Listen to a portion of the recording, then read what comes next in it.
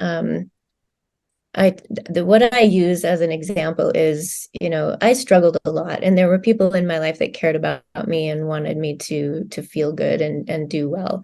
So there were times when I would hear, you really have to learn to love yourself.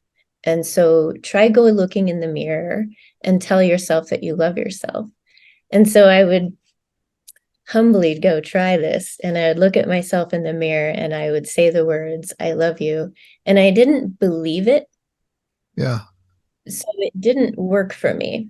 So cognitive therapy was effective in some ways, but it wasn't changing my energy body because, Cognitive therapy. So in other words, learning to recognize your thoughts and the negative things that you'd been saying to yourself. right, because for me to change my thoughts, it was like I was just writing it on a piece of paper, erasing it, and changing the words. So it Hmm. was very surface oriented or just up in my mind. Yeah. So, but I didn't believe it in my heart. Uh-huh. I didn't believe it in my body. And Yeah. so my energy body was portraying something different than what I was trying to get my mind to do. So this whole idea of like falling apart and allowing myself to crumble was very much like what I thought of as a sand castle, like a very Yeah. beautiful, pristine sand castle that was built up in my mind.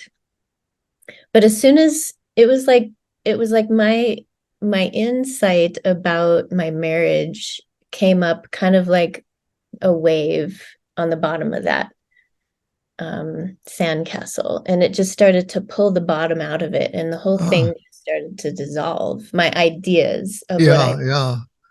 my life was supposed to look like. And I think that was probably the most painful thing, which is so interesting to me that what I had built up in my mind was so closely related to how I felt that as soon as the idea of what I wanted um, fell apart, my body was just, I was in so much agony Yeah. over it.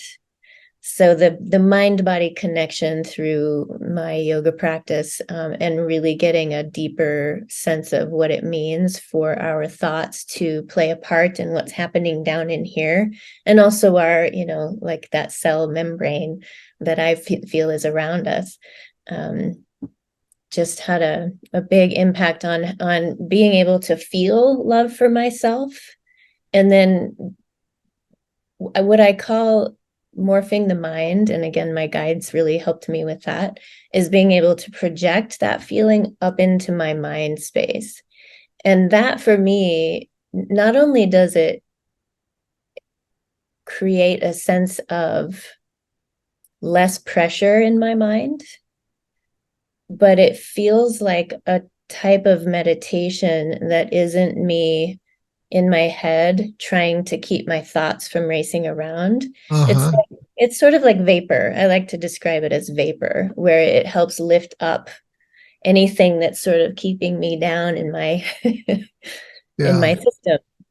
Well, I like these metaphors that come up for you. They're very descriptive, and they really give us, I think, a real sense of your process, and particularly the sand castle and the way that it began to dissolve during the divorce, and the way that the insights and possibilities that were coming to you, different possibilities for your life, were were dissolving, were kind of the dissolving agent, Mm-hmm. and um, I love your use of morphing. I was trying to think. I meant to go to the dictionary. I never did go to the dictionary to see what morphing, how it's described, but I haven't heard it used quite the way that you're using it.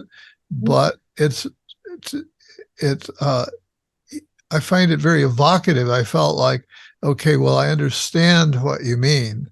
I understand this concept, and I think morphing to me is a process of change. And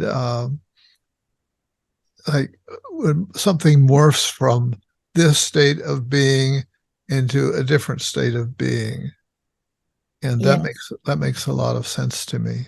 Yeah, and I believe my guides gave me the word and I did the same thing. I was like, okay, what's this morphing? And so that's one of the things that I rely on in terms of trusting in the guidance that I'm being given is that they provide me with information that they know I'm going to go look and try to find out and figure out what it is. Because a Yeah. lot of the vocabulary they use are words that I don't normally use in my conversations with people.